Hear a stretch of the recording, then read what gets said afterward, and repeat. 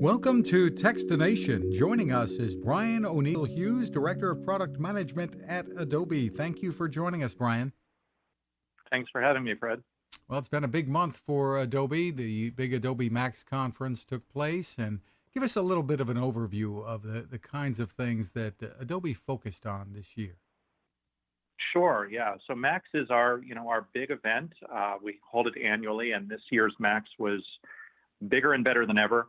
We had well over 15,000 people there in LA with over 1 million more live.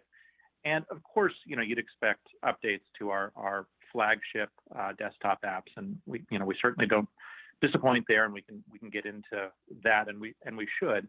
But I think it's really the most exciting things to come from Max, and perhaps the most surprising things for those who weren't there, is that we're bringing this desktop learning and this desktop power to entirely new platforms, and that was really a huge theme of Max.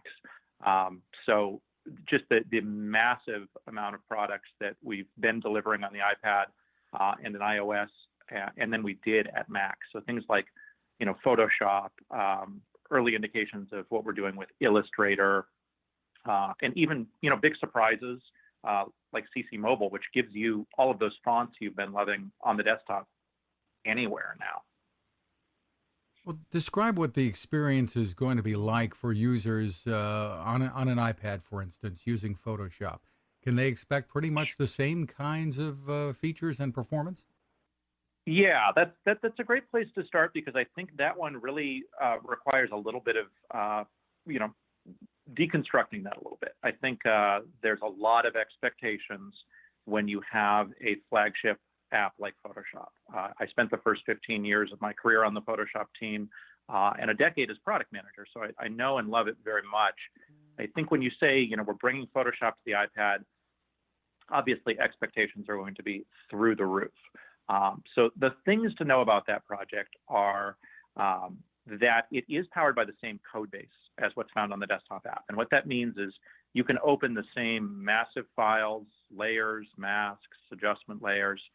But where the team is starting is in a couple of key workflows, and those are compositing, what we call creative imaging, or anything involving layers, and retouching. And those alone are really, really deep buckets. There's a lot to those, and it's not just a matter of moving desktop features over, but really rethinking them and not limiting the power. Now, obviously, there's a lot more to Photoshop than that.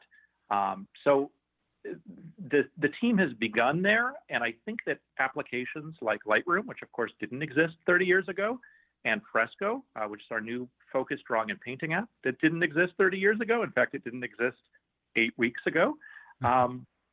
Those really lighten the load on Photoshop's shoulders.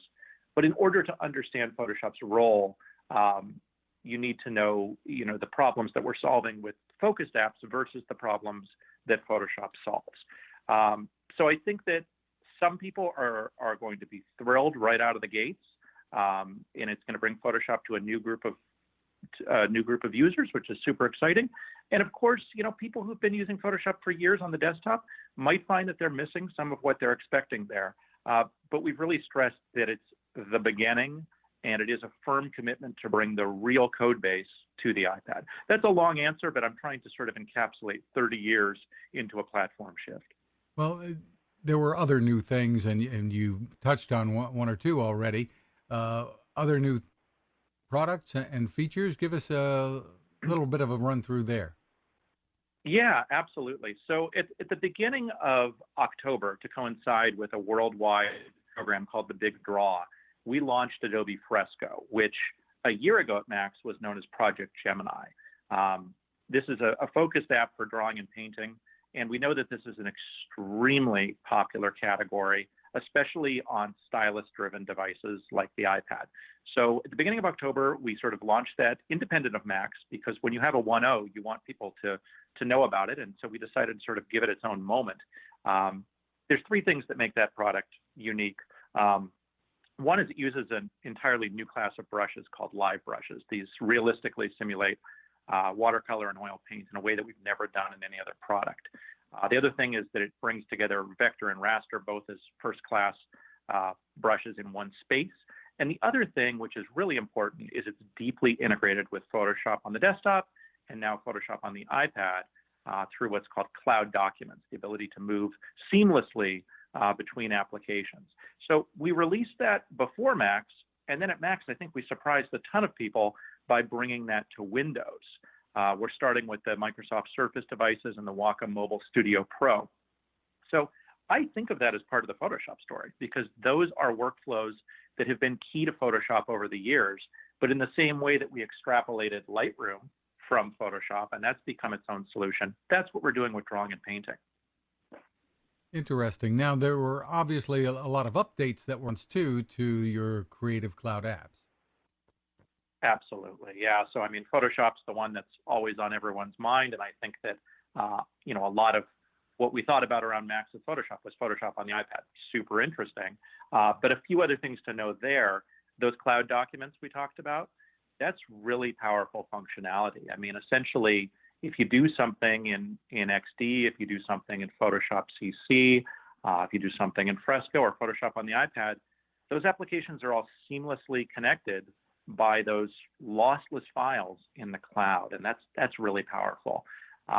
There were a couple of other things in Photoshop that I don't think people expected. One was, we've had this application called Adobe Capture for years, very, very loved by the people who use it. It's a mobile device that allows you to create vector shapes and patterns and colors using the lens on your mobile device.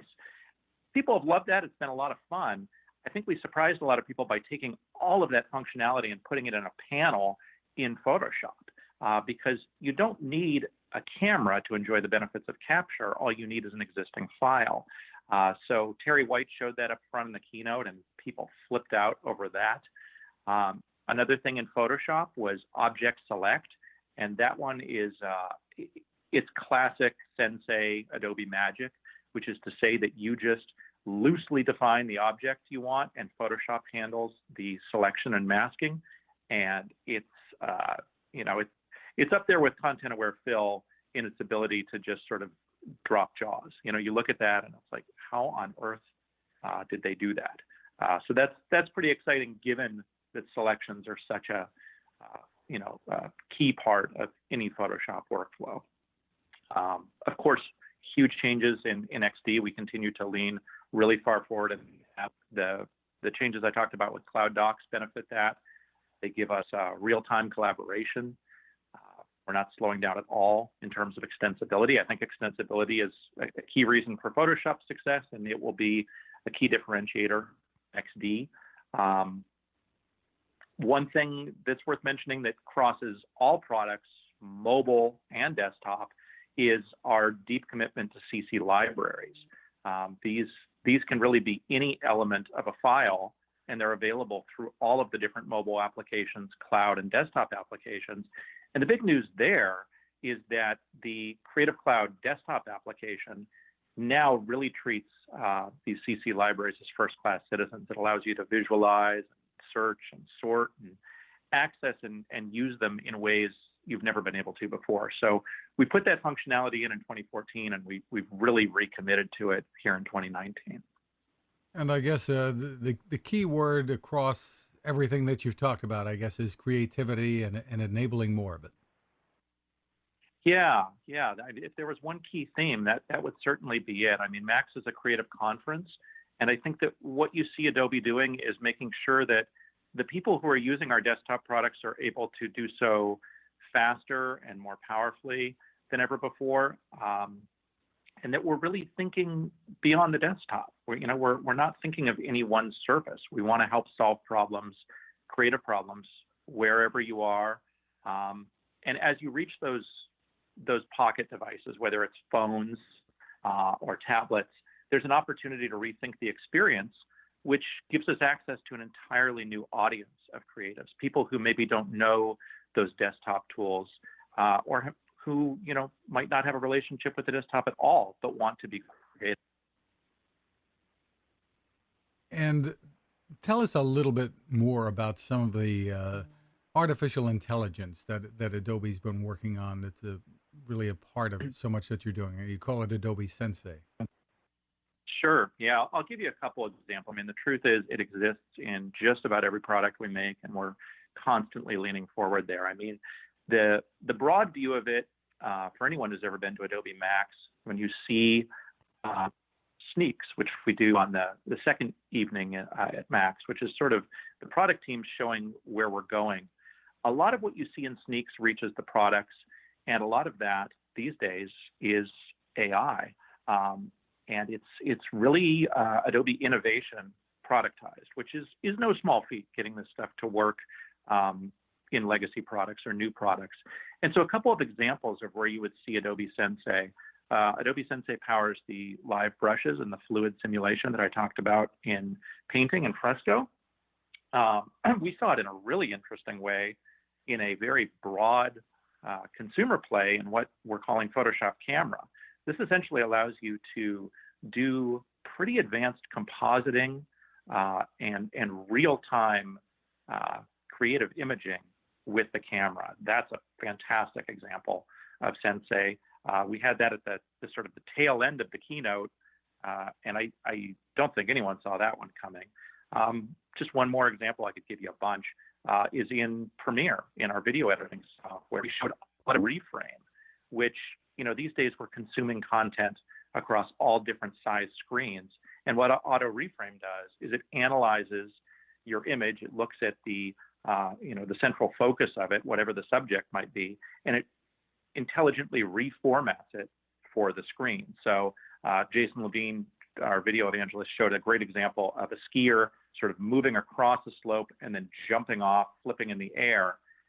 Normally, reformatting that for, say, a portrait orientation on a phone would be a very, very arduous process. It would take, hours, maybe days. And we showed how Auto Reframe, a new feature in Premiere, takes care of that itself, leveraging Sensei. So Sensei is not just, a marketing term or, a shorthand for AI. It's really deep, creative thinking married to workflows and innovation. Terrific. And for more on everything that took place, the best place for people to go, I assume, is adobe.com. Adobe.com is a great way to go. And, another way that I encourage people to go is we sort of break down the keynote by segment. The keynote is by no means everything we've done, but it is, the stuff that we've talked about today. It's a lot of what we've talked about today. And you can find really high resolution, great YouTube videos each segment. So, if you're into illustration or video or design or photography or whatever it might be, you can find a lot more information and essentially enjoy the best seat in the house for the keynote in your own living room. And I often replay those videos and share them with others. So I think that's another great place to go. Terrific. Brian O'Neill Hughes, thank you so much for taking the time with us. My pleasure, Fred. Thank you very much. Cooking with the Power of the Sun. Hi, I'm Fred Fishkin, here to tell you about the latest innovation from my friend Patrick Sherwin and his great team at GoSun Stove. The GoSun Fusion has arrived using the company's tried and true reflectors and a solar vacuum tube to get you cooking without the mess of charcoal, heavy propane tanks, or smoke. A really bright idea. And with an optional solar panel and battery storage and the ability to plug in at home or on the road, you really can use the GoSun Fusion to cook anytime and anywhere, day or night, rain or shine. I love what Patrick and his team are doing, and so will you. Want to learn more? Head to gosun.co to check out all of the company's products and innovations, and use the code TEXTINATION to save 10%. That's gosun.co.